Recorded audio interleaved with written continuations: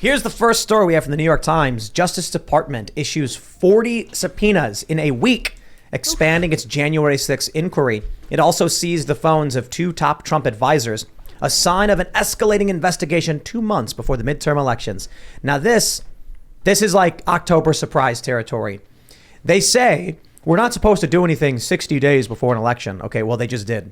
Huh. And they're likely going to keep doing it. I think it's possible Trump gets indicted. I don't know for sure. They say the seizure of the phones, coupled with a widening effort to obtain information from those around Mr. Trump after the 2020 election, represent some of the most aggressive steps the department has taken thus far in its criminal investigation into the actions that led to the January 6th assault on the Capitol by a pro-Trump mob. That's interesting. They said assault, not insurrection.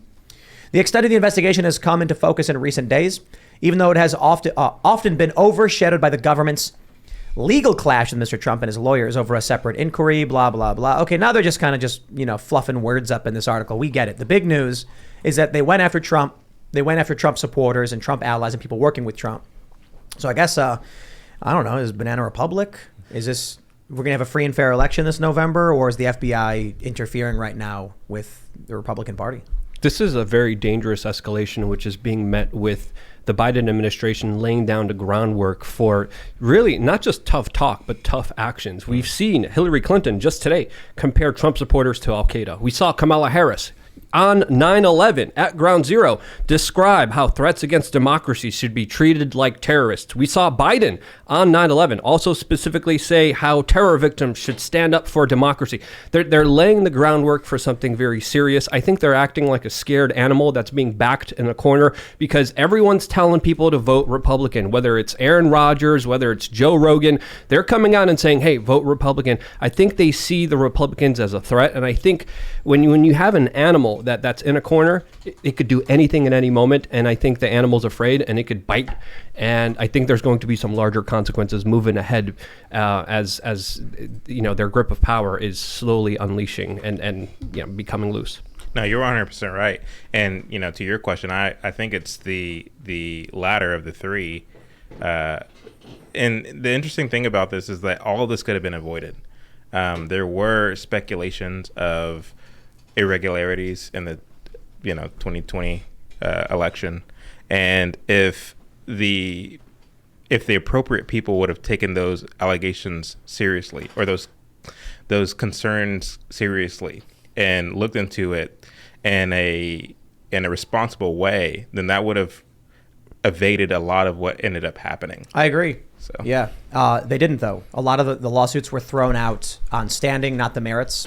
And my attitude was give them what they want, right? And because I'm like, the end result is likely going to be the same. There was a lot of crazy. I mean, it's crazy to me that you had people coming out talking about Venezuelan servers and gunfights in Germany and satellites stealing data. And I'm like, okay, guys, come on. Like, say, oh, okay, let's hear what you have to say and let people hear that, because that's going to get dismissed immediately. Instead, we just got procedural grounds, which I don't know. I got to be honest. Maybe what they really wanted was discontent. Mm-hmm. If you take a look at January 6th, there were cops opening the door for people. Yeah. So maybe they were thinking like, we could quash this, but maybe we want them all riled up so they act a fool and then we can make them look bad. Well, they're also invested into this. And I think this is more of a fishing operation than an actual investigation, because usually when you have, the FBI going after somebody, there usually is a crime. But to go after the supporters, we don't know exactly who these individuals are, but this is all related to January 6th. Okay, how far away from that date are we specifically? And what do they have? They might not have anything, but with these subpoenas, they might be investigating, trying to find something, because I think they're desperate for something to blame the Republicans on it. And I'm not a Trump supporter, and to me, what's happening is extremely scary, and it's really bringing us to a very desperate situation in this next upcoming election that is dangerous for everyone. Well, this is how you know it's a cult, because they'll call you, Luke, a Trump supporter. Yeah. Even when you're like, I don't like the guy, but this is crazy. They'll be like, you like Trump. I called him out during his presidency. I think anyone in power should be held accountable.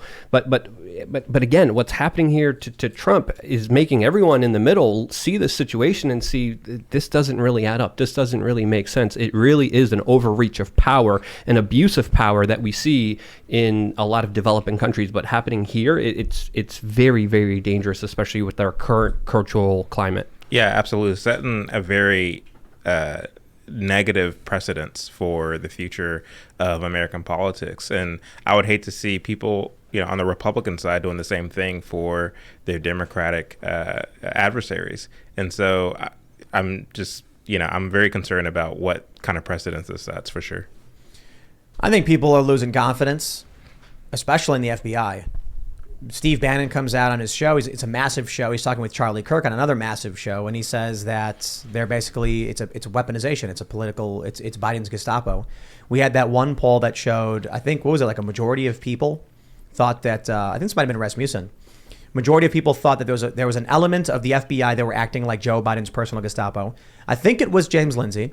Was it James Lindsay said he was on a plane with somebody? Yeah, that was James. Yeah. He was on a plane with some woman, and she was like, I don't like Trump, but the FBI going to his house, like that's too much for me. I wonder, sometimes it's hard to know exactly how this is going to play out.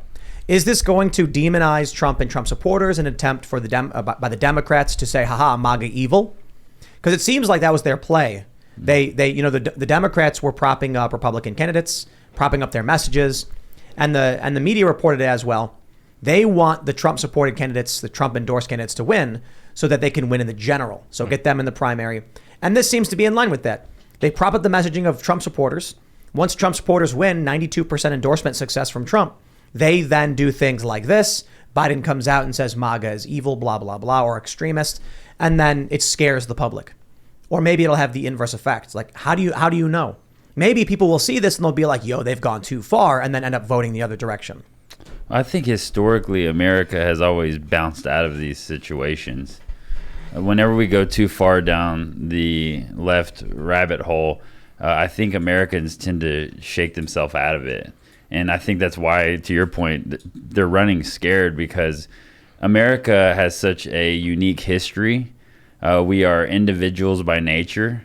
So I think once you go too far, once you put Americans, in a corner, they tend to wake up. I mean, Trump winning the 2016 election proved that. Say what you want about the 2020 election, but the fact that Trump won the election and the fact that they put so much effort into demonizing him in a full-on assault from our media. In 2016, they launched this whole insane theory about Trump not actually having won legitimately, that the Russians were colluding and a whole bunch of other nonsense, and they were allowed to do it. Yeah. Across the board, across the media. The corporate press and all the institutions are supporting it. They launched FBI investigations. Well, I think what Trump has done for the country is, like him or hate him, he's turned the light on, and he's shown us, he's forced the hand of our media in a way that no president in our lifetime ever has. And you see a lot of people waking up. And so, again, I think, countries that have fallen to this ideology in the past, they didn't have our history. They didn't have our spirit. And so, and our guns. Yeah. I mean, to your point, in our office space, we're kind of divided. Like there's some people that are more pessimistic and some people that are more optimistic. I'm more on the optimistic side because I think Americans tend to pull out of these situations. We saw it in the 60s. We saw it in 68 when they went too far. Americans tend to wake up. Americans tend to go back to being Americans. And now we're seeing it. We're seeing it with our economy. We're seeing it with, people. I think the brilliance of the media is not only that deception, but they're good at convincing people that most people think the way that they're telling you they think. And so there's a lot more people that are logical than we know, but because we can only have so many interactions with people in the day-to-day. So I'm optimistic about America, and they're going to push and push and push because of their desire for power. And eventually it might turn nasty, but Americans are generationally free, and we have an independent spirit that no other country in the history of the world has ever seen. I remember 2 years ago being on this show and documenting how Biden and the corporate media got into power because essentially their major campaign slogan was, "We're not Donald Trump."